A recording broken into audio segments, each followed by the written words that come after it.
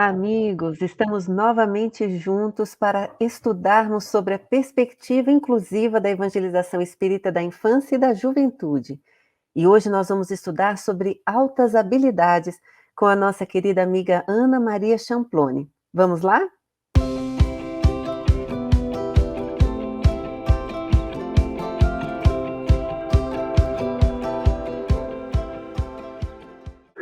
Olá, como a Miriam falou, meu nome é Ana Maria Champlone. Hoje eu visto uma camisa de tecido azul bem clarinho com umas bolinhas brancas. Eu tenho cabelo curto, quase grisalho, e uso nesse momento óculos com as armações pretas.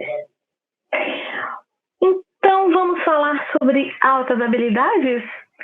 Altas habilidades, mas falando um pouco, explorando um pouquinho sobre as características e implicações na prática da evangelização espírita. Quando nós falamos que pensamos em altas habilidades, o que nos remete, em primeiro lugar, à nossa mente? Aquelas crianças prodígios, né? Os grandes gênios da humanidade? Certamente sim, porque esse é um conhecimento comum em torno da superdotação, das altas habilidades, dos talentos, da genialidade, das precocidades infantis, enfim. Agora estou apresentando um slide e ele tem um fundo preto na sua parte direita. Ele tem uma imagem, que é uma imagem de uma luz que vai do amarelo bem clarinho até uma escala de um amarelo mais escuro, chegando mesmo até um laranja bem escuro. Na minha tela, nós temos uma imagem de fundo branco com silhuetas de rostos, dois rostos em perfil desenhados, e dentro desse desenho nós temos um jogo de madeira de encaixe. Então, as peças elas são diferentes, de cores diferentes, e de um lado, do lado esquerdo, o jogo ele está todo embaralhado, e no outro, o quebra-cabeças já está montado. Representando para a gente exatamente essa concepção das altas habilidades, mas dentro de um mito. Quando a gente tem, por exemplo, na representação da figura, o jogo todo desconectado, todo espalhadinho, a gente imagina, então, estruturas mentais. Então, a gente tem essas estruturas, como a memória, a percepção, a condição de organização mental, enfim, todas essas estruturas de cognição. A gente tem um cérebro todo embaralhadinho, a gente tem todos os elementos, mas esse sujeito, por exemplo, ele não consegue dar conta por uma condição de conexões, de uma aprendizagem ou de apresentar de uma forma mais clara a habilidade que ele traz. De um outro lado, nós temos, então, a pessoa com o jogo todo arrumadinho, significando, então, para a gente que essas estruturas, elas são estruturas já formadas, organizadas, e elas estão a todo vapor, como a gente gostaria de dizer, no sentido de que não há nenhum obstáculo para a aprendizagem dessa pessoa, ou que ela possa apresentar habilidades, talentos que ela já traga aí. O grande mito que a gente tem, o primeiro, e que a gente gostaria, então, de refletir um pouco sobre ele é: a pessoa com altas habilidades, ela não nasceu pronta. Quando a gente está olhando, então, numa perspectiva, que é a perspectiva espírita, ou seja, de espírito imortal, nós sabemos que as aprendizagens que nós já constituímos no passado, elas retornam, nos acompanham, evidentemente, para a próxima encarnação, e aqueles conhecimentos, eles, mesmo estando latentes, eles podem ser pensados e podem ser, então, convidados, não é, a serem exteriorizados nos momentos variados de nossa vida.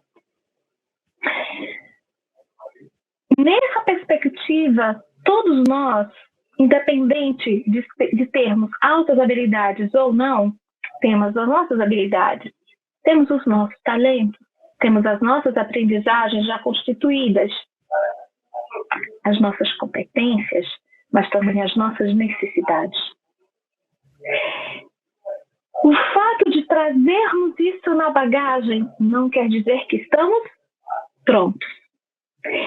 Sabe aqueles vídeos que a gente vê as criancinhas bem pequenininhas tocando piano, pintando maravilhosamente, ou lidando e articulando argumentos de oratória, como se fossem adultos?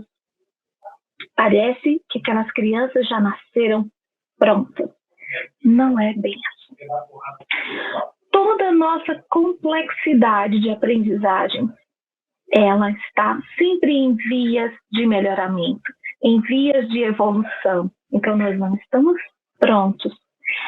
Mais ou menos essa figura representa essa significação de que mesmo a pessoa com altas habilidades e apresentando um alto desempenho em qualquer uma das áreas de conhecimento, ela também teve um momento onde foi necessário que esses conhecimentos que ela já traz pudessem ser agora conectados, pudessem ser organizados. Essa é uma questão. Uma outra estrutura, então, que a gente precisa pensar é que, de um lado, no lado esquerdo, nós temos uma pessoa com deficiência, nós temos uma pessoa com transtorno de espectro autista, por exemplo, nós temos uma pessoa com transtorno do déficit de atenção e hiperatividade, e do outro lado, nós temos aquele que, não encontrando, então, nada que venha criar um obstáculo para a sua plena e efetiva condição mental, para a sua condição intelectual, ela está ali. Mas não significa dizer que ele também não traga algum outro tipo de necessidade frente às mais variadas aprendizagens que ele precisa constituir. Você percebe? O que a gente está tentando dizer aqui? Que a pessoa com altas habilidades é uma pessoa que tem uma alta habilidade, uma inteligência prodigiosa, mas não quer dizer que não traga nenhuma necessidade a ser conhecida, a ser ajudada e apoiada. Quando a gente está falando, então, de altas habilidades, queridos, nós precisamos primeiro entender o que é inteligência. Como é que nós, a partir de todos os momentos lá de trás, do passado até aqui, constituímos a concepção de inteligência? Então, nos vídeos do século XIX, do século XX, mais ou menos, nós até então dizíamos que a inteligência era uma capacidade inata. Estava ali, determinada. O sujeito nascia ou não com essa capacidade. E que por isso mesmo ela podia ser mensurada, medida e comparada. Como se realmente nós tivéssemos uma métrica e dizemos, essa pessoa tem 5 centímetros, 1 metro de inteligência. Nós temos uma escala, e de fato nós temos, que é o teste de QI, que mede, né? Que estabelece um parâmetro, que é um parâmetro voltado para a condição do raciocínio lógico. Então, nós dizemos que o QI tem de tanto a tanto, 180, 140, 80, 100, enfim. Esse é o scoring, né, do teste de QI, do coeficiente de inteligência. Então, nessa perspectiva, nós dizemos, então, nós estávamos pensando que a inteligência era algo estático. Ou o sujeito tinha ou não tinha, e que ela podia, inclusive, ser comparada. Aquele que é mais inteligente, aquele que é menos inteligente, aquele que é inteligente, aquele que não é inteligente. Isso foi um fator dentro de uma concepção que distanciou durante muito tempo e ainda faz isso, porque sonda o nosso universo, do nosso inconsciente, que as pessoas com altas habilidades, como pessoas, os grandes gênios da humanidade, seriam pessoas prodigiosas e seriam como uma caça de humanos. Isso é muito ruim, porque coloca à frente um peso tão grande, né, em torno dessa pessoa com altas habilidades, de que ela precisa ser sempre um gênio. Será que mesmo sendo um gênio, constituído como espírito imortal, ele não traz nenhuma necessidade de aprendizagem? Uma outra situação que a gente tinha dentro dessa concepção era que a gente começou a perceber que mesmo as escalas não davam conta de responder uma certa divergência. Por que muitas vezes o resultado diferenciava da experiência de vida que o sujeito apresentava? Então, isso ficava dicotomizado, né? Isso ficava muito separado, muito divergente uma coisa da outra. E então, vários teóricos, principalmente teóricos da aprendizagem, começaram a se indagar. Ora, como alguém que pode tirar um número, fazer um coeficiente de inteligência tão baixo, mas bem sucedido numa determinada área de conhecimento? Isso acontecia muito. E se começou a investigar. Ora, por quê? Porque as pessoas apresentam singularidades. Quando a gente estava falando de deficiências, quando vocês ouviram sobre TEA, quando vocês ouviram sobre o transtorno do déficit de atenção e hiperatividade, por exemplo, eu tenho certeza que vocês conseguiram captar de que a pessoa não é determinada pela deficiência, pelo transtorno, assim como ela também não vai ser determinada pela alta habilidade que ela carrega. É exatamente o contrário. Em primeiro lugar está a pessoa. E dado a sua singularidade, é que as características da deficiência, dos transtornos e principalmente das altas habilidades é que vão fazer toda a diferença. Eles vão sentir a diferença diante da singularidade do sujeito, daquela pessoa.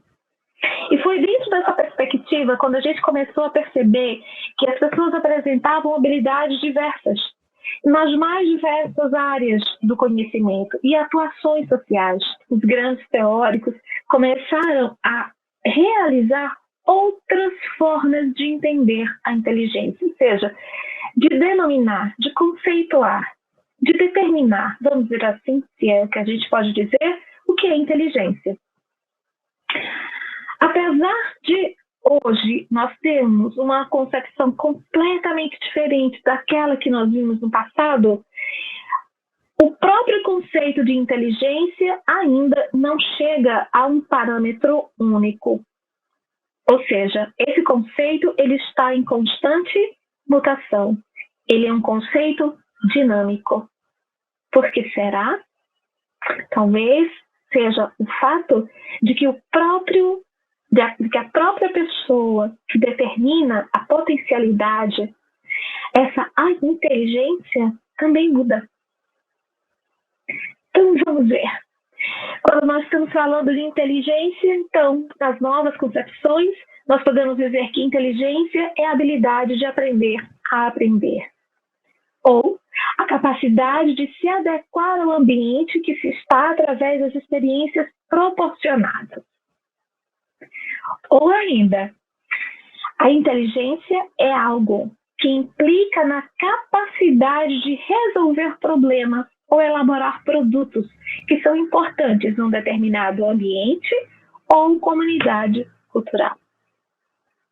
Então, essas são as concepções de inteligência que nós temos na atualidade e que perpassa toda a estrutura, né, da compreensão de como o sujeito aprende, do que significa, de fato, ter a alta habilidade ou não. de ter, por exemplo, de ser classificado dentro de um conceito de deficiência intelectual. Então, essas são as questões todas que perpassam hoje dentro do universo, né, dessa concepção de ver a inteligência e o homem. Nesse sentido, o Howard Gardner conceituou uma teoria, na verdade ele organizou, né, ele construiu uma teoria, que é a teoria das inteligências múltiplas. Então, o Gardner aponta de que a pessoa, ela teria, pessoas podem ter de uma ou mais habilidades, e que cada habilidade, ela está ligada a uma inteligência. Então, a gente pode ter uma habilidade musical, uma inteligência musical, uma inteligência sinestésica, interpessoal, linguística, lógica, naturalista, visual e espacial, interpessoal ou existencial. Na nossa tela, nós temos uma gravura, uma imagem, que é um diagrama, um círculo, ele é colorido, e em cada uma dessas inteligências que nós citamos está numa cor. E tem uns elementos que representam cada uma dessas habilidades, cada uma dessas inteligências. Acima do diagrama está escrito Howard Gardner, 9 tipos de inteligência. Quando nós estamos falando, então, da inteligência musical, nós estamos referindo às pessoas que tocam um instrumento, que cantam, que fazem música, que têm uma habilidade musical. Quando a gente está falando de uma inteligência sinestésica ou sinestésica, nós estamos falando, por exemplo, dos esportistas, daqueles que têm habilidade com o esporte, como a dança. Quando a gente está falando de uma inteligência interpessoal, então a gente está falando daquela pessoa que tem uma liderança, aquela pessoa que tem uma condição de uma comunicação interpessoal entre as pessoas, né? Essa habilidade de conduzir pessoas, por exemplo, é uma inteligência, faz parte da inteligência interpessoal. Quando nós estamos falando da inteligência linguística, então nós estamos falando daquele que tem uma habilidade com a língua, aprende várias línguas, que escreve, que tem uma condição verbal e linguística também importante, né? Uma habilidade de fato. Quando a gente está falando de uma inteligência lógica, então nós estamos falando de alguém que tem uma habilidade para matemática, para ciências exatas, para ciências naturais. Então nós estamos falando de alguém, por exemplo, que lida com pesquisa, que faz, né, que organiza teorias, por exemplo. Quando a gente está falando de uma inteligência naturalista, então nós estamos falando daquelas pessoas que têm uma convivência com a natureza de tal maneira que elas conseguem, por exemplo, organizar, né, e pensar ecossistemas, que podem, são aquelas pessoas que têm uma habilidade para plantar, para cuidar de animais. Quando a gente está falando de uma inteligência visoespacial, então nós estamos falando de alguém que tem uma habilidade com a pintura, com o desenho, hoje, por que não dizer, então, com as questões do design gráfico, na computação, voltada para a condição visoespacial. Quando a gente está falando da inteligência interpessoal, então a gente está falando daquela pessoa que tem uma habilidade de centração, uma pessoa que tem uma habilidade de autoconhecimento. Quando nós estamos falando de uma inteligência existencial, nós estamos falando de alguém que tem uma habilidade para as questões de ordem existenciais do tipo religiosas, que alguém possa, por exemplo, organizar em torno dessa inteligência com uma habilidade frente a teorias que levem a pessoa à centração, mas de volta a um religamento com a divindade. Então, nós estamos falando de várias inteligências. Então, a gente pode se perguntar, será que a gente só tem uma inteligência? Não. O Howard Gardner, ele vai dizer para a gente o seguinte, que o indivíduo ele pode ter várias inteligências, várias habilidades, quando uma se sobressai e as outras como se dessem suporte àquela outra lá que se sobressai. Dizendo então para a gente que a condição intelectual, as questões de aprendizagem, as habilidades, as nossas competências, elas estão interligadas. Que não existe uma separação, que não existe uma fragmentação na inteligência, mas que no conjunto nós podemos funcionar dentro de uma habilidade que se exterioriza, das habilidades então que estão latentes e precisam ser desenvolvidas. Então, mediante tudo isso, que é altas habilidades. E a gente vai trazer dentro da política nacional da educação especial, na perspectiva da educação inclusiva, que é um documento de 2008, que diz o seguinte: alta habilidade é o termo utilizado para definir que aqueles que apresentam notável desempenho, elevada potencialidade em qualquer das seguintes áreas, isoladas ou combinadas: intelectual, acadêmica, liderança, artes, psicomotora, com elevada criatividade e com grande envolvimento na aprendizagem e em atividades nas áreas de seu interesse. Dentro do texto, nós destacamos numa outra cor, numa cor laranja, as seguintes questões: notável desempenho, elevada criatividade e grande envolvimento com a aprendizagem ou com aquela atividade da área do seu interesse. Por que a gente destacou essas três condições? Por causa de um teórico que se chama Joseph Renzulli. O Renzulli diz que as altas habilidades precisam estar estruturadas em 3 anéis básicos. As altas habilidades, que são as questões frente às áreas do conhecimento, às áreas que a gente mostrou, a criatividade e a motivação e a persistência, motivação e persistência para aquela atividade e para o conhecimento, para a aprendizagem. Ele diz que apenas essas 3 questões, esses 3 aspectos, é que formam um comportamento superdotado. Então, quando a gente está falando de uma pessoa com altas habilidades, nós estamos falando de alguém que traz, notadamente, uma elevada habilidade em qualquer uma daquelas áreas, intelectual, psicomotora, enfim. A criatividade, que é a questão, né, a característica da alta habilidade divergente. Então, o sujeito consegue perceber dentro da solução de uma estratégia, da saída de um problema, uma saída que ninguém mais vê, e de uma maneira criativa. E o outro, a motivação, né, a persistência para estar sempre em busca daquele conhecimento do qual ele apresenta a alta habilidade.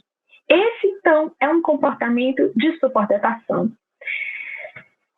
Nós gostamos muito de falar de altas habilidades pensando em Renzulli quando ele fala de comportamento superdotado. Por quê? Porque ele consegue trazer para a gente uma concepção de que o sujeito que a gente possa dizer como superdotado não é um meta-humano, mas ele traz um comportamento de superdotação. Um comportamento superdotado. Então, o sujeito não se encerra ali. Ele não está além, não é, das pessoas que o cercam. Ele pode ser constituído como um par daqueles a quem ele convive.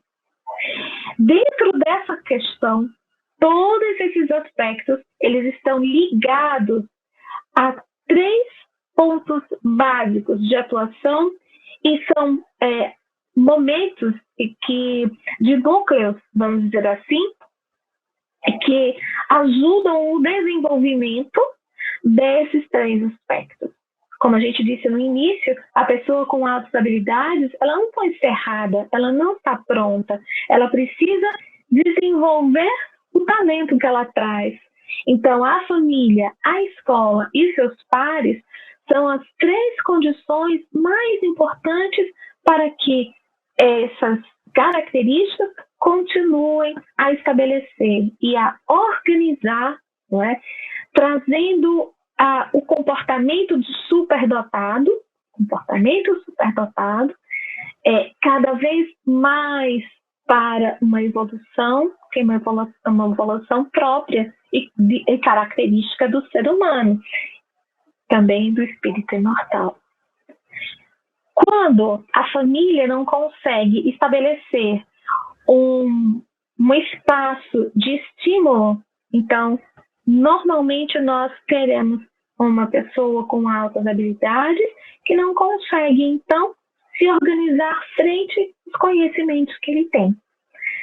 Quando a gente tem uma escola que também está muito distante, por exemplo, da proposta pedagógica que poderia incluir a pessoa com altas habilidades dentro da sua marcha, né, de aprendizagem, da sua evolução, do seu desenvolvimento, também esse sujeito não conseguirá trabalhar adequadamente com esses aspectos, né, com essa questão das altas habilidades, ou seja, não consegue manter um comportamento superdotado adequado.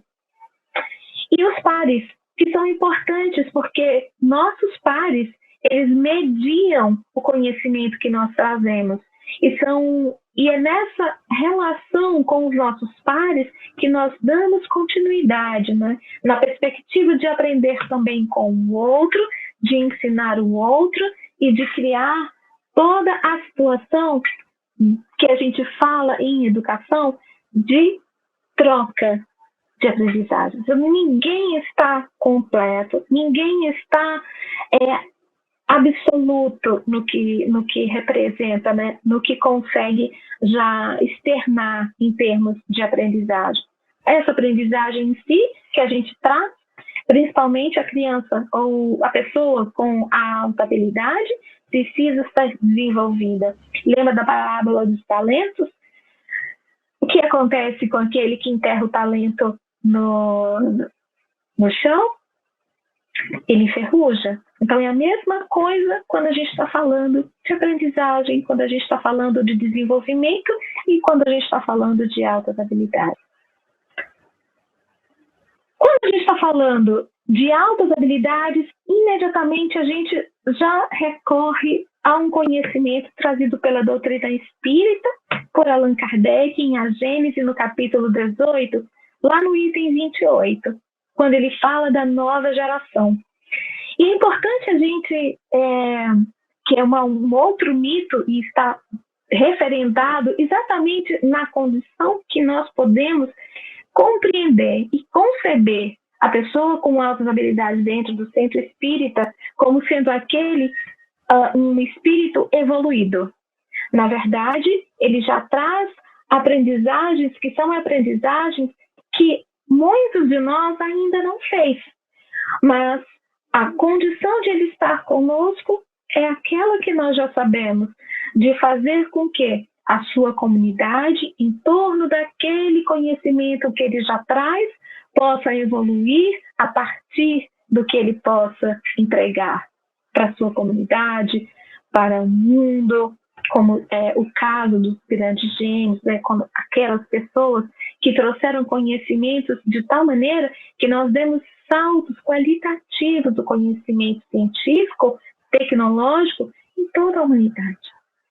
Então, Kardec fala, cabendo-lhe fundar a era do progresso moral, a nova geração se distingue por inteligência e razão geralmente precoces, juntas ao sentimento inato do bem e as crenças espiritualistas, o que constitui sinal indubitável de certo grau de adiantamento anterior.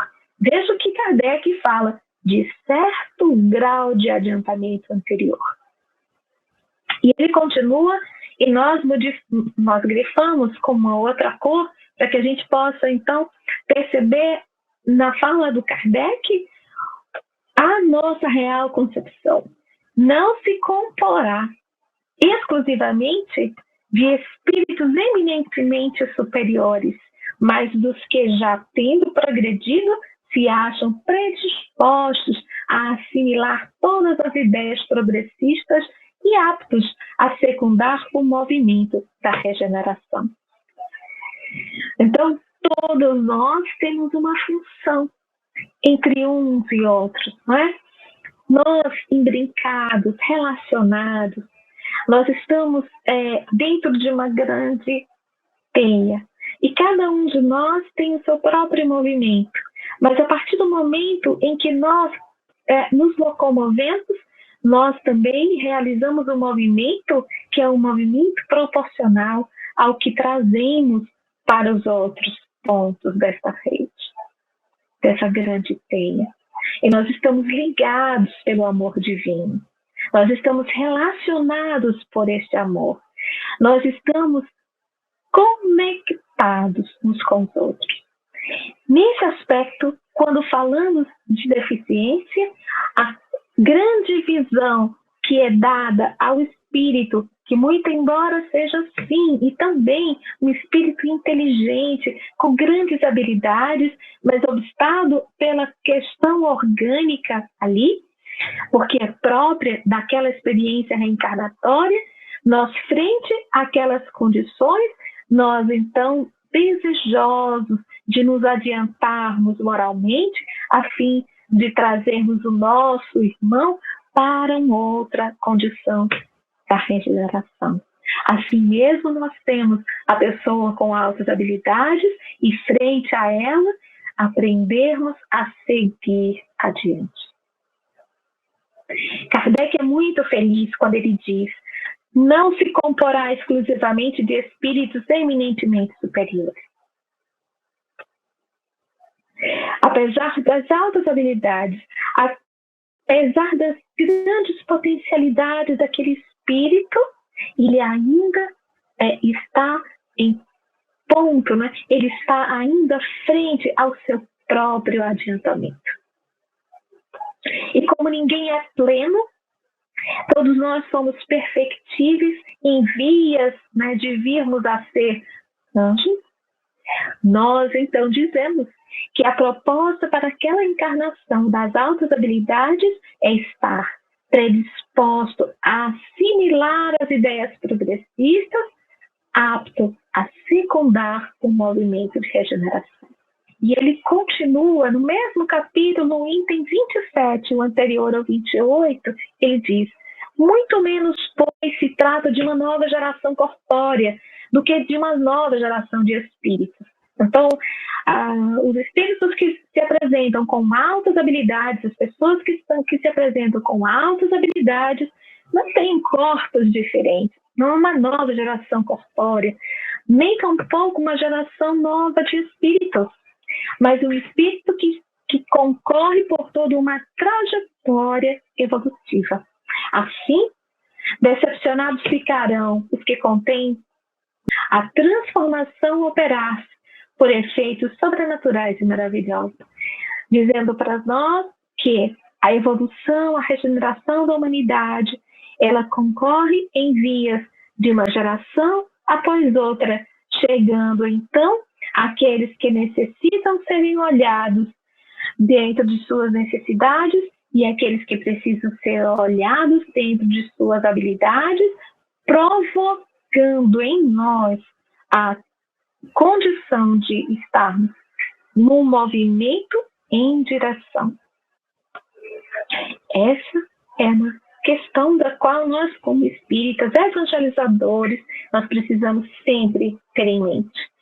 E como nós estamos falando, então, de altas habilidades, e sabendo, então, que a pessoa com altas habilidades não é um ser humano pronto, nós também precisamos dizer que mesmo as pessoas com altas habilidades podem apresentar um subdesempenho. E nesse sentido, as características para as causas, né, que trazem o subdesempenho são dificuldades emocionais, comorbidades, porque nós temos as duplas excepcionalidades, por exemplo. Uma pessoa com TDAH pode ter altas habilidades. Uma pessoa com TEA pode ter altas habilidades. Então, nesse sentido, as comorbidades também são causa de um subdesempenho para essas altas habilidades, né? Para que a alta habilidade que é trazida, o alto desempenho, ele não consiga ser pleno, mas existe uma questão de uma conexão ali que não consegue, de fato, ser plenamente representada. Depois, a provisão inadequada de materiais e de oportunidades de aprendizagem. Então, é aquilo que o Renzulli mostra para a gente, né? Então, a gente tem o sujeito com comportamento superdotado, mas que na interação do seu meio com a família, com a escola e com seus pares, pode haver aí uma inadequação da oferta de materiais, uma inadequação de oportunidades para que essas habilidades, esse comportamento superdotado, ele continue a ser desenvolvido. Depois, uma incompatibilidade entre os estilos de aprendizagem, os caminhos didáticos escolhidos. Muitas vezes a gente tem uma pessoa com altas habilidades, com um alto nível de criatividade e, por isso mesmo, com pensamento divergente. Quando a gente vai para um espaço de aprendizagem que é muito autoritário, que pode ser muito convencional e acaba criando uma situação para a pessoa com altas habilidades que causará nela uma condição, então, das dificuldades emocionais, principalmente, e as relações, que são relações travadas com uma certa agressividade, né? Uma baixa autoestima. E quais seriam os efeitos, os sinais dessas causas, desse subdesempenho? Ele costuma ser excessivamente autocrítico e ansioso, podendo se sentir rejeitado na família. Então, é a pessoa que não consegue se encaixar, né? É aquela pessoa que olha, eu não sou muito desse planeta, eu acho que parece que eu não nasci da família correta, muito embora muitos de nós, sem precisar de altas habilidades, pensem assim. Mas no sentido da própria família, é o aconchego, né? É aquela pessoa, aquele espírito que chegou na família e realmente ele não ser acolhido por aquela família, de tão distante, né, que os próprios membros também se sentem em relação a ele. Pode apresentar hostilidade para com a autoridade, que é o que nós falamos anteriormente, né? Então, quanto mais o pensamento é divergente, mais entra em choque com a autoridade, com regras, enfim. Possui um pensamento muito rápido. E isso é um sinal de seu desempenho? Como assim? Quando a pessoa com altas habilidades apresenta um subdesempenho, qualquer pessoa com altas habilidades tem, sim, um pensamento muito rápido, né? Consegue encontrar a solução com muita rapidez. E precisa esperar o tempo dos outros. E é exatamente nessa condição de esperar o tempo do outro, o do seu grupo, da família, dos espaços de aprendizagem, que também pode ser o da evangelização. Ele está sempre criando uma situação dentro dessa relação de isolamento. Eu me isolo. E se eu me isolo, eu não consigo continuar a me desenvolver, né? Então, esse pensamento muito rápido, ele precisa também ser pensado, ser acompanhado. O trabalho de alto nível vai se deteriorando com o tempo. Mais uma vez, para a gente saber que a pessoa com altas habilidades não está pronta, mas ela precisa de ser estimulada, ela precisa de espaços para que a sua criatividade possa estar em atividade. Ela precisa de espaços para ser instigada, né, para ser convidada para novas aprendizagens, para novas conclusões de suas hipóteses que ela venha criar em torno de qualquer que seja o conhecimento. Então, quanto menos a gente estimula, menos essa condição das altas habilidades, elas vão conseguir continuar sendo desenvolvidas e sendo deterioradas com o tempo, sim. Nós apresentamos na tela uma imagem de duas crianças. Um garoto, ele está com uma bola, deitado de lado e apoiado sobre o braço direito no chão. Ele calça um tênis vermelho, meias azuis, uma calça azul e uma camisa branca. E uma garotinha que está de bruços, com as pernas cruzadas, está de tênis claro, de calças, acredito que sejam vermelhas, e uma blusa branca com listas azuis. Do lado deles, distante um pouco, estão duas bolsas escolares. No chão, a criança menor, a menina, escreve com giz e ele está todo rabiscado por fórmulas matemáticas, por fórmulas químicas, enfim. Representando aqui a criança com uma alta habilidade, da facilidade que ela tem, né, dentro do pensamento, do seu raciocínio, toda uma estrutura a qual ela tem uma habilidade. Nesse caso aqui, é uma criança que tem uma habilidade para ciências, né? Escrito junto à imagem está interação social. Queridos, quando vocês puderem me perguntar qual, então, é a necessidade específica da pessoa com altas habilidades? Interação social. É a sua principal necessidade específica. Porque é dentro da interação social que ele vai aprender a esperar pelos outros, que ele vai aprender a solidariedade, que ele vai aprender que o que ele sabe não pertence só a ele, que pertence a toda uma comunidade e que através do conhecimento que ele traz, ele pode ajudar muitas vidas. Que ele pode, sim, e verdadeiramente concorrer para a evolução de um determinado grupo. É a interação, é na interação social que ele vai aprender, que ele não aprende sozinho, apesar de saber muito, de ter suas habilidades trazidas como espírito imortal, aí já muito mais adiante de onde ele está posto naquela encarnação.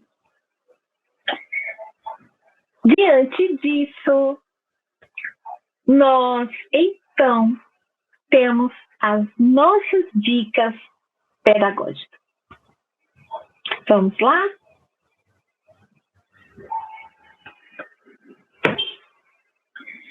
A primeira dica: respeite a necessidade de aprofundamento de algum conteúdo.